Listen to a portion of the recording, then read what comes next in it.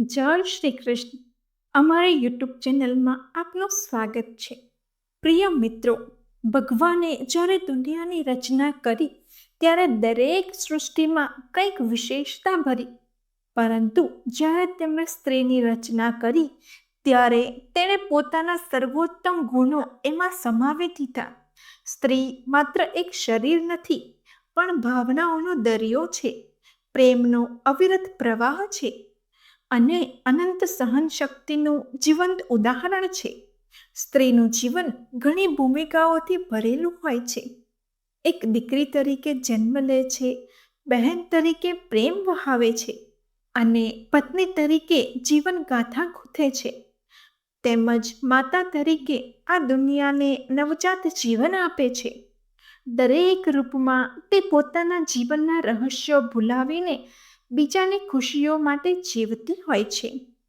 સ્ત્રીની રચના એ વાતનો પુરાવો છે કે સહનશક્તિ કેટલી અવિરત હોઈ શકે. દુઃખ આવે, અઘટિત ઘટનાઓ થાય તો પણ તે હસતા ચહેરે બધું સહન કરે છે. ઘણીવાર એને પોતાની લાગણીઓ વ્યક્ત કરવાનો અવકાશ પણ નથી મળતો, છતાં તે પોતાની ફરજ નિભાવતી રહે છે, પ્રેમથી, વિશ્વાસથી અને અનંત શક્તિથી. આજે આપણે જાણીએ સ્ત્રીની રચના શા માટે કરવામાં આવી અને કેવી રીતે, તેમજ ભગવાન દ્વારા આ અદ્ભુત રચના પાછળનું શું કારણ છે, જાણીએ આ વિડીયોમાં. નમસ્કાર મિત્રો, હું આપ સૌને વિનંતી કરું છું કે આ કથાને સાંભળતા પહેલા કમેન્ટમાં જય શ્રી કૃષ્ણ લખી વિડીયોને લાઈક અવશ્ય કરો.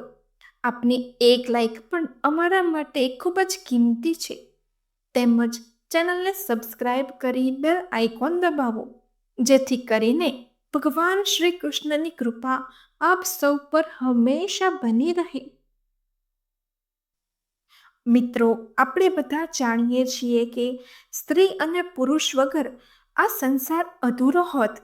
ભગવાન દ્વારા આ બંને પાત્રની ખૂબ જ ઝીણવટભરી રચના કરવામાં આવી છે. તેમાં પણ સ્ત્રી પાત્રની રચના પાછળ ઘણા બધા રાઝ છુપાયેલા છે. આ દુનિયાની સૌથી અજીબ જો કોઈ પહેલી હોય તો એ સ્ત્રી છે.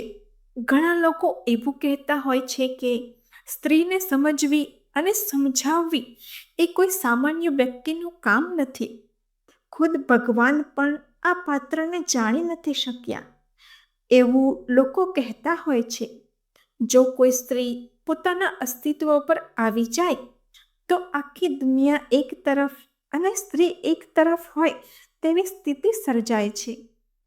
આ વાતને એ જ પુરુષ સમજી શકે છે જે સ્ત્રીને જાણી શકતો હોય, સમજી શકતો હોય. કહેવાય છે કે ભગવાને સ્ત્રી જાતિને ખૂબ જ ફુરસદથી બનાવી હતી. હિન્દુ પૌરાણિક ગ્રંથોમાં આ વાતનો ઉલ્લેખ મળે છે કે ભગવાન બ્રહ્માએ સમગ્ર સૃષ્ટિનું સર્જન માત્ર એક દિવસમાં કરી નાખ્યું હતું, પરંતુ બ્રહ્માજીએ જ્યારે સ્ત્રીની રચના કરી રહ્યા હતા ત્યારે તેમને 7 દિવસથી પણ વધારે સમય લાગ્યો હતો. તેમ છતાં પણ તેમની રચના અધૂરી જ હતી. છેલ્લે પ્રતિજ્ઞા કરીને થાકેલા દેવદૂતે અંતે ભગવાનને સવાલ પૂછ્યો કે ભગવાન, તમે સમગ્ર સૃષ્ટિની રચના આંખના પલકારામાં જ કરી નાખી હતી, તો પછી સ્ત્રીની રચનામાં આટલો સમય કેમ લાગી રહ્યો છે? ત્યારે ભગવાને જણાવ્યું કે આ મારી અત્યાર સુધીની સૌથી અનોખી અને અદ્ભુત રચના છે. આ મારી એવી રચના છે જે કઠિનમાં કઠિન પરિસ્થિતિમાં અડગ રહે છે. કોઈ પણ પરિસ્થિતિમાં તે સૌને ખુશ રાખી શકે છે. માત્ર પોતાના બાળકોને જ નહીં, પરંતુ આખા પરિવારને એક સાથે પ્રેમ આપી શકે છે. આ રચનામાં વિકટમાં વિકટ પરિસ્થિતિને સંભાળવાની શક્તિ હોય છે. આ એક સાથે ઘણા બધા કાર્યો કરવામાં સક્ષમ હોય છે અને પોતાના સ્નેહ અને દુલારથી નાનામાં નાના ઘાવથી લઈને મોટામાં મોટા ઘાવ કરી શકે છે.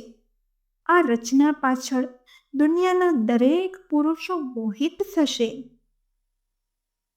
બ્રહ્માજી સ્ત્રીની રચના વિશે આગળ જણાવે છે કે આ થાકી જાય છે તેમ છતાં પણ કાર્ય કરી શકે છે અને બીમાર હોવા છતાં પણ પોતાનું ધ્યાન સ્વયં પોતે જ રાખી શકે છે.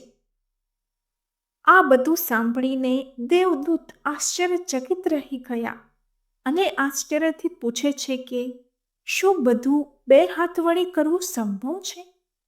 એ ન ભૂલો કે આ રચના અત્યાર સુધીની સૌથી અદ્ભુત અને સર્વશ્રેષ્ઠ રચના છે અને તેના માટે કંઈ પણ અસંભવ નથી.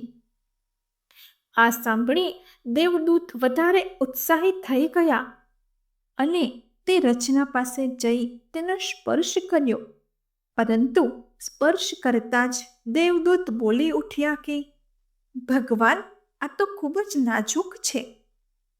ત્યારે ભગવાન કહે છે, આ રચના માત્ર દેખાવમાં જ નાજુક છે, પરંતુ મેં તેની અંદર અસીમ ધૈર્ય અને સાહસ ભરેલું છે.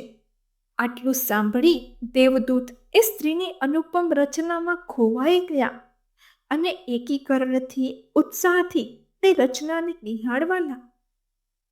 ત્યારે દેવદૂતને સ્ત્રીના મુખ પર કોઈ ભીનો પદાર્થ નજર આવ્યો.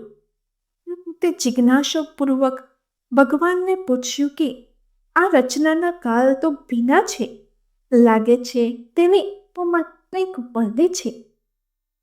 ત્યારે ભગવાન જવાબ આપે છે કે તે તેના અંશો છે, જે તેની સૌથી મોટી તાકાત છે, જેની સામે પથ્થર પણ પીગળી જાય છે.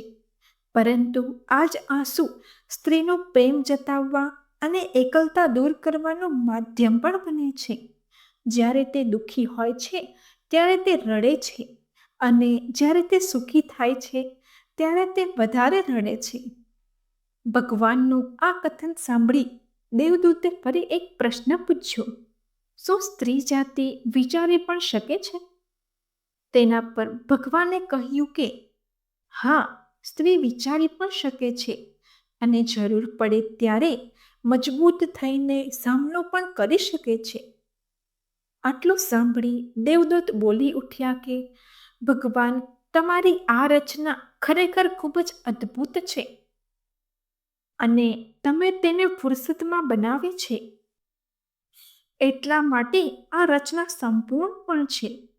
પરંતુ ત્યારે ભગવાન બોલ્યા કે ના, આ રચના સંપૂર્ણ નથી, તેમાં એક ત્રુટિ છે. આટલા ગુણધર્મો હોવા છતાં પણ તે સ્વયં પોતાની મહાનતાથી અજ્ઞાન તેમજ અજાણ રહેશે.